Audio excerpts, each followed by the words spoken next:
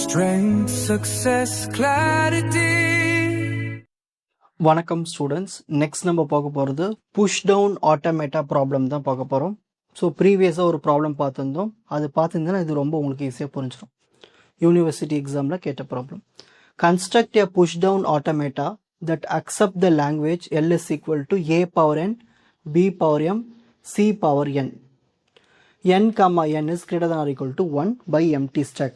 சரி, ஃபர்ஸ்ட் நம்ம இதில் தெரிஞ்சிக்க வேண்டியது என்னென்ன இருக்குது. ஏ இருக்குது, பி இருக்குது, சி இருக்குது. இப்போ நான் எண்ணுக்கு 1 போட்டால் எனக்கு என்ன வரும்? ஏ பி சி. எண்ணுக்கும் எம்முக்கும் 1 போட்டேன்னா ஏபிசின்னு வரும். இப்போ நான் எண்ணுக்கும் எம்முக்கும் 2 போடுறேன், அப்போது ஏஏ பிபி சிசி. இப்போ ஃபார் எக்ஸாம்பிள் எண்ணுக்கு 2 போட்டு எம்முக்கு 3 போடுறேன், அப்போ ஏஏ பி வந்து 3 பி ஒரு எம்முக்கு 3 போட்டா சிசி. ஸோ இந்த மாதிரி ஸ்ட்ரிங்ஸ்லாம் பாசிபிள். ஸோ இதை வர வைக்கிறதுக்கு நம்ம புஷ் டவுன் ஆட்டோமேட்டா கன்ஸ்ட்ரக்ட் பண்ண போகிறோம். ஓகேங்களா?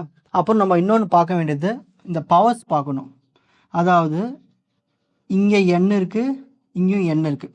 ஓகேங்களா? அப்போது ஒரு வாட்டி ஏவை புஷ் பண்ணிவிட்டு இன்னொரு வாட்டி சியை நம்ம புஷ் பண்ண தேவையில்லை, மேட்ச் பண்ணிக்கலாம். ஏன்னா இங்கே பவர்ஸ் சேமாக இருக்குது. ஓகேங்களா? இதுதான் விஷயமே. ஸோ பவர்ஸ்லாம் எது சேமாக இருக்கோ அதை மேட்ச் பண்ணிக்கலாம், மற்ற எல்லாத்தையும் புஷ் பண்ணிக்கலாம். இதுதான் கான்செப்ட். ஸோ ஃபஸ்ட் இதுதான் ட்ரான்சிஷன் ஃபங்க்ஷன்ஸ். ஸோ இனிஷியலாக ஒரு ஸ்டேட் எடுத்துக்கிறேன், Q0. ஸோ மொதல் ஸ்டேட் எப்பயுமே இனிஷியல் ஸ்டேட்டில் ஸ்டாக்குக்குள்ளே நம்ம என்ன பண்ணோம்னா எம்டியாக வச்சுப்போம். அதுதான் Z0ன்னு சொல்லுவோம். அப்போது Q0 எனக்கு என்ன இருக்குது? எம்டியாக இருக்குது. இதுதான் எம்டியாக இருக்குன்னு மீனிங். ஸோ இதுக்குள்ளே நான் முதல்ல என்ன பண்ண போகிறேன்னா, முதல்ல எனக்கு ஸ்டார்டிங்கில் ஒரு ஏ வேணும். ஸோ ஒரு ஏ எடுத்து புஷ் பண்ணுறேன். அப்போது எனக்கு என்ன ஆயிடுச்சு? இப்போ ஸ்டாக்குள்ளே புஷ் பண்ணதுக்கு அப்புறமா ஏ Z0ன்னு வந்துடும். புஷ் பண்ணியாச்சு. ஓகேங்களா? சரி, ஏ Z0ன்னு வந்துடுச்சு. அது புது ஸ்டேட்டுக்கு போயாச்சு. இப்போ புது ஸ்டேட்டுக்கு வரும் Q1. இதே ஸ்டேட் இருந்துட்டு நம்ம என்ன பண்ண போகிறோம்? ஃபைனலாக நம்ம இங்கே என்ன இருந்தது? இங்கே ஏ இருந்தது. அந்த ஏ எடுத்து எழுதிப்போம். இந்த ஏ கூட எனக்கு நிறைய ஏ வேணும்.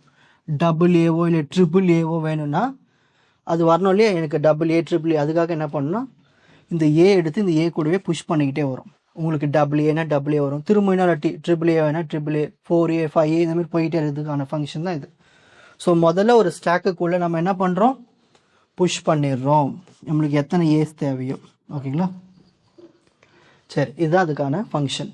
இப்போ அடுத்து நம்ம என்ன பண்ண போகிறோம்னா பி. ஏன்னா இங்கே பார்த்துட்டிங்கன்னா உங்களுக்கு இந்த எண்ணு தான் உங்களுக்கு ரிப்பீட் ஆகுது, பவர்ஸ். ஸோ பவர்ஸ் எது ரிப்பீட் ஆகுதோ அதை மட்டும் புஷ் பண்ணி மேட்ச் பண்ணால் போதும். இதுமாரி தன்னந்தானியாக இருக்குதுங்க இல்லையா? இதுக்கு பி பவர் எம் இருக்குது. திரும்ப எங்கேயாவது எம் இருக்குங்களா? இல்லை. பவர் ஏதாவது இருக்கா? Repetition. For example T power M ஏதாவது இருக்கா? இல்லை. இதுமாரி எதுக்குமே சம்மந்தமே இல்லாமல் இருந்துச்சுன்னா பவர்ஸ், இங்கே ஒரு எம், இங்கே பக்கத்தில் டி பவர் எம் இருந்தால் நம்ம என்ன பண்ணலாம்? இந்த பியை புஷ் பண்ணலாம். அப்போ இது தன்னந்தனியாக இருக்கிறதுனால இதை நம்ம ஒன்றும் பண்ணதில்ல, ஸ்கிப் பண்ணிடலாம். ஸோ எங்கேயாவது நம்ம பியை பார்த்தோம்னா ஸ்கிப் பண்ணிடலாம். அந்த ஸ்கிப் பண்ணுறதுக்கான ஃபங்க்ஷன் தான் இது. ஸோ முதல்ல நம்ம என்ன பண்ண போகிறோம்னா அதே ஸ்டேட்டில் இருக்கிறோம். நம்ம லாஸ்ட் நேரம் இங்கே ஏ இருக்குது, அந்த ஏ எடுத்து எழுதிக்கிறோம். இந்த பி எடுத்து நம்ம பியை பார்க்குறோம். பார்த்தோன்னே நம்ம என்ன பண்ணணும்? இந்த பியை ஸ்கிப் பண்ணிவிட்டு வெறும் இந்த ஏ மட்டும் எடுத்து அப்படியே எழுதிப்போம். ஃபார் எக்ஸாம்பிள் இப்போ நம்ம பியை பார்த்தோம்னா ஃபைனலாக இந்த ஏ மட்டும் எடுத்து எழுதிக்கலாம். இதான் விஷயமே, கான்செப்ட். ஏன்னா நம்ம பியை பார்த்தோன்னா ஸ்கிப் பண்ணிக்கிட்டே போகணும். திரும்ப இன்னொரு பியை பார்க்குறேன், அப்போ என்ன பண்ணணும்? ஸ்கிப் பண்ணணும். அதுக்கான இது. ஸோ Q2 ஸ்டேட்லேருந்து திரும்ப எனக்கு பி வந்துகிட்டே இருக்குன்னா அதே ஸ்டேட்டில் இருந்துக்கிட்டு நம்ம பி என்ன பண்ணலாம்? ஸ்கிப் பண்ணிவிட்டு அந்த ஏவே கண்டினியூ பண்ணிக்கிட்டே வரலாம். ஓகேங்களா? ஸோ நம்மளுக்கு ஏ வந்துக்கிட்டே இருக்கும். அப்போ பிஏ நம்ம என்ன பண்ணலாம்? ஸ்கிப் பண்ணிடலாம். ஸோ நம்மளுக்கு ஆன்சர் ஏல தான் இருக்கும். பி எல்லாத்தையும் ஸ்கிப் பண்ணியாச்சு. ஓகேங்களா?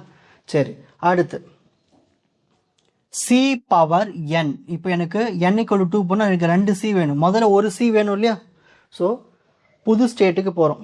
ஸோ Q3லேருந்து, அதாவது இங்கேருந்து புது ஸ்டேட்டுக்கு போயாச்சு. ஏன்னா நம்ம திரும்ப புது சி பார்க்க போகிறோம் இல்லையா? அதான் Q2 ஸ்டேட்டு. ஓகேங்களா? நெக்ஸ்ட் இப்போது இந்த ஏ எடுத்து இங்கே எழுதிப்போம். இதான் ஃபைனலாக இருக்குது. இப்போ நான் வந்து ஒரு புது சியை பார்க்குறேன்னு வச்சுக்கோங்களேன். சியை பார்த்துட்டோம்னா, ஏன்னா இந்த சியும் ஏவும் சேம், ஏன்னா இங்கே என் இருக்குது. அப்போ நம்ம புஷ் பண்ண தேவையில்லை, டேரெக்டாக நம்ம என்ன பண்ணலாம்? மேட்ச் பண்ணிக்கலாம். ஸோ மேட்ச் பண்ணுறதுனா என்னன்னா, நம்ம ஒன்ஸ் இந்த ஏவை என்ன பண்ணலாம்? சி கூட மேட்ச் பண்ணும்போது நம்மளுக்கு மேட்சிங் ஃபங்க்ஷன். அப்போ என்ன பண்ணணும், பாப் பண்ணிடணும். அப்போது இந்த நம்ம இருக்க இந்த ஏவை தூக்கிடணும். அதுதான் இங்கே லேம்டா சிம்பிள் போடும். லேம்டா போடலாம், எப்சிலான் சிம்பிள் போடலாம். ஸோ புது ஸ்டேட்டுக்கு போயாச்சு. Q3 திரும்ப எனக்கு நிறைய சி வந்துக்கிட்டே இருந்துன்னு வச்சுக்கோங்களேன். நிறைய சி வேணும்னா நம்ம என்ன பண்ணலான்னா அந்த ஏவை என்ன பண்ணலாம், பாப் பண்ணிவிட்டு அதை மேட்ச் பண்ணிவிட்டு அந்த மேட்ச் பண்ணும்போது நம்மளுக்கு என்ன ஆகிடும், பாப் பண்ணிவிடுவோம். அப்போ நம்மளுக்கு இங்கே காலி ஆகிடும். So lambda. ஸோ இந்த மாதிரி நம்மளுக்கு சேஞ்ச் பண்ணுறது தான் இதுதான். நல்லா கவனிங்க, சிம்பிளாக சொல்கிறேன். முதல்ல உங்களுக்கு ஏ தேவை. அப்போது ஸ்டாக்குக்குள்ளே ஏவை புஷ் பண்ணுறோம். ஒரு ஏக்கு இது, நிறைய ஏக்கு இது. அடுத்து நம்ம இந்த பி பவர் எம், இந்த எம் வந்து ஒன்றே ஒன்று தான் இருக்குது. ஆனால் நம்ம என்ன பண்ணலான்னா எப்போல்லாம் நம்ம பியை பார்க்குறோமோ அதை ஸ்கிப் பண்ணிடலாம். ஸோ ஏன்னு இருக்க இந்த ஏவை மட்டும் அப்படியே வச்சுக்கலாம். நெக்ஸ்ட் இப்போ சி வேணும். இப்போ சியும் ஏவும் சேம். ஸோ மேட்ச் பண்ணிக்கலாம். ஏன்னா இங்கே பவரில் என்ன இருக்குது. ஸோ மேட்ச் பண்ணுறதுக்கானது இது. ஸோ ஒரு சி வந்ததுன்னா மேட்ச் பண்ணுறதுக்கான ஃபங்க்ஷன். இதுமாரி நிறைய சி இருந்துச்சுன்னா அதுக்கு இதுதான் ஃபங்க்ஷன். ஸோ எல்லாம் முடிஞ்சிச்சு, அதோட ஸ்டாப் ஆகிடுச்சு. அப்போ ஃபைனல் ஸ்டேட்டுக்கு போகணும். ஸோ Q3லேருந்து QFக்கு ஃபைனல் ஸ்டேட்டுக்கு போகிறோம். அப்போ நம்மளுக்கு ஃபைனலாக இந்த லேம்டா இசட் நாட் எல்லாமே இசட் நாட் எம்டி ஆகிடும். இதுதான் விஷயமே. ஓகேங்களா? ஸோ இது அப்படி நம்ம என்ன பண்ண போகிறோம்னா டிரான்சிஷன் டயக்ராமாக ட்ரா பண்ண போகிறோம். ஸோ ஃபஸ்ட் முதல்ல எத்தனை ஸ்டேட்ஸ் இருக்குது, Q1லேருந்து பாருங்கள் Q0லேருந்து QF வரைக்கும் இருக்குது. ஓகேங்களா? ஸோ அதுக்கான முதல்ல ஸ்டேட்ஸ் வருது. Q0, Q1, Q2, Q3, அப்புறம் ஃபைனல் ஸ்டேட்.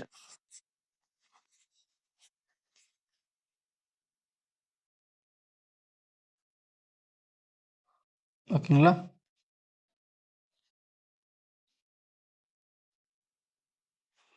சரி, முதல்ல நம்ம என்ன பண்ணுறோம், ஒரு ஏ புஷ் பண்ணுறதுக்கு Q0லேருந்து Q1 ஸ்டேட்டுக்கு போகிறோம். ஏ கமா 0வை ஏ கமா இசட் நாட்டை இசட் நாட்னு எழுதுகிறோம். Q0லேருந்து Q1க்கு ஏ கமா இசட் நாட்டை இசட் நாட்னு எழுதுகிறோம். ஓகேங்களா? நெக்ஸ்ட் அடுத்தது Q1லேருந்து Q1க்கே தான் போகிறோம். ஏ கமா ஏவை ஏன்னு எழுதணும். Q1லேருந்து Q1க்கே போகிறோம். ஏ கமா ஏவை ஏன்னு எழுதுகிறோம். ஏ. ஓகேங்களா? நெக்ஸ்ட் அடுத்து Q1லேருந்து Q2 ஸ்டேட்டுக்கு போகிறோம். பி கமா ஏவை ஏன்னு எழுதணும். Q1லேருந்து Q2 பி கமா ஏவை ஏன்னு எழுதுகிறோம். ஏன் அப்படி எழுதுகிறோம், எப்போல்லாம் பியை பார்க்க போகிறோமோ ஸ்கிப் பண்ணினோம், தான் விஷயமே, வேற ஒன்றும் இல்லை. நெக்ஸ்ட்டு திரும்பவும் Q2லேருந்து Q2க்கு நிறைய பி பார்க்குறோம்னா ஸ்கிப் பண்ணுறதுக்கு பி கமா ஏவை ஏன்னு எழுதணும். Q2லேருந்து Q2கே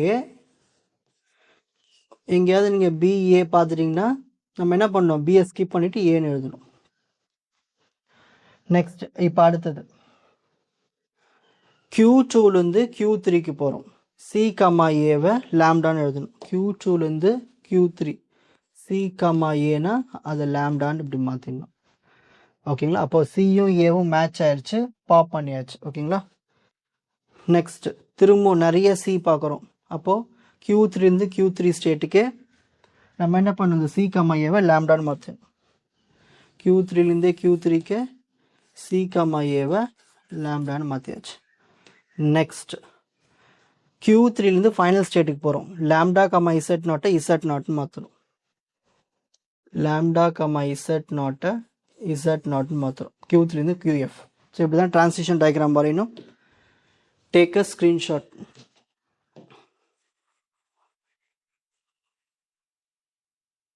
உங்களுக்கு இந்த கண்டென்ட் ஈஸியாக புரிஞ்சிருக்கும்னு நினைக்கிறேன். வாட்ச் அதர் எபிசோட்ஸ் இன் த appropriate playlist. Fuji silver academy strength success clarity.